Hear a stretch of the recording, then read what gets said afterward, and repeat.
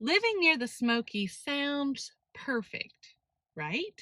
Beautiful views, quick trips to the Great Smoky Mountains National Park, and that peaceful East Tennessee feel. I love where I live, but there are a few things about being so close to the mountain that are not as perfect as they seem. Let's talk about what I don't actually love living near the mountains here in Knoxville.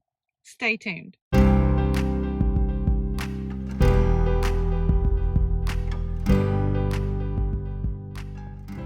So the first thing is weather and fog. Knoxville and surrounding areas do get intense fog, especially during the fall and winter months. Just a couple of days ago, it was so foggy, I could not even see across the street to my neighbor's house. There are times when it might actually be sunny in the city areas, but then it will be gray and hazy near the foothills. The mountains also block or even change some of the weather patterns, which can be a good thing or a bad thing, but it makes predicting the weather here pretty difficult. Tourist traffic.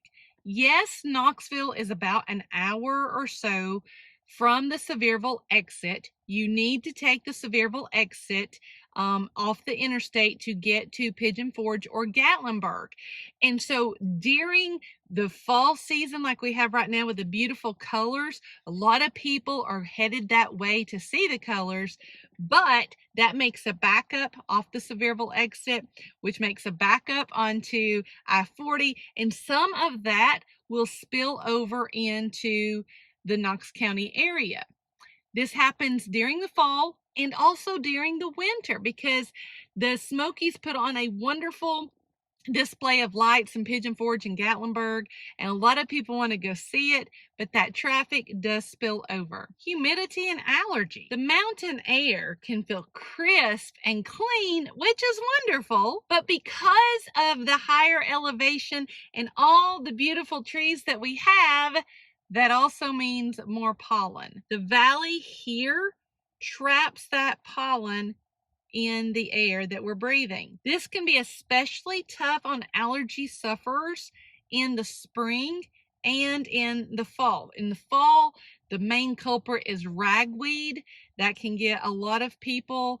Even if you're not a normal allergy sufferer, you could still have some issues with that. And in the summer, the humidity is always a surprise, especially if you're visiting or moving here from a drier state. The drive times. I mean, going to the mountains and looking at the views are beautiful, but the drive times are often unpredictable. A quick trip to Townsend, which is one of my favorite places, or to the Great Smoky Mountains National Park can end up taking a full day. I know recently I went to visit Cades Cove and I thought, okay, we went the back roads even. We didn't even take the interstate, and driving there actually wasn't too bad. However, once we got into Cades Cove, what normally takes about an hour to go around the loop took us 4 hours because people were visiting. They had never seen some of the wildlife. They had never seen the leaves changing colors.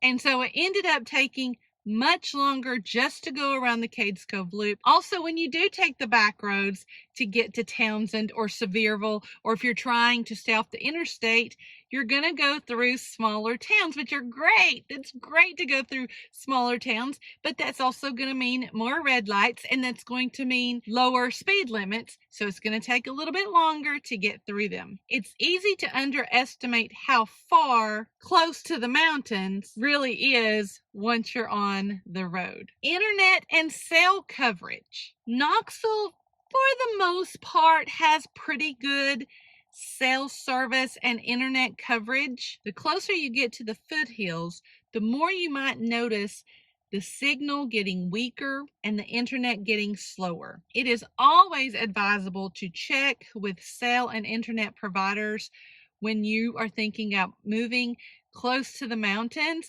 or in a rural area, because our state does not have it everywhere. Wildlife encounters.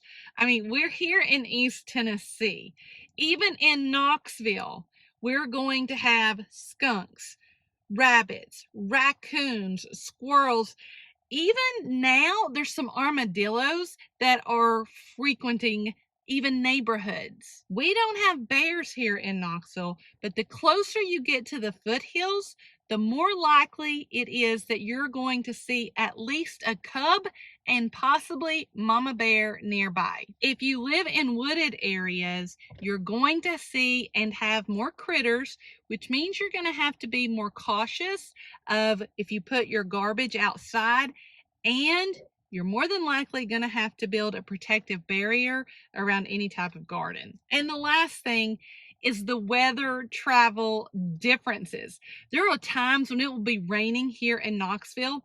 I'll go show a property that's a little bit close to the foothills and it will be spitting snow. The higher the elevation, the more probable you're going to have snow and ice in the late fall and winter, and maybe even early spring. Sometimes here, even in the city, the roads will be perfectly clear, but yet there will be snow on the mountain roads, and those roads will get closed. So it's always advisable to check the road conditions, especially late fall, winter, early spring, to make sure those roads are open, because the weather is different in the valley than it is closer to the foothills. So those are just a few of the things that I don't love living close to the mountains as I live here in Knoxville. I still think it's one of the best places ever to live, but it's also nice to know how life is on a daily basis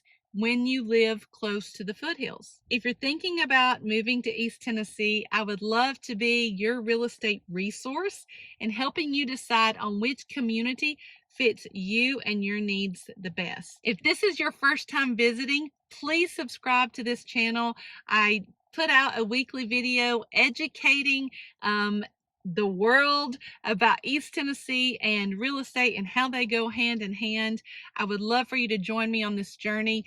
If you are one of my faithful followers, please like, comment, share this video onto your Facebook page or share it with a friend, text it to them, as that helps me to get the message out about this wonderful state that I get to live in. Until next time.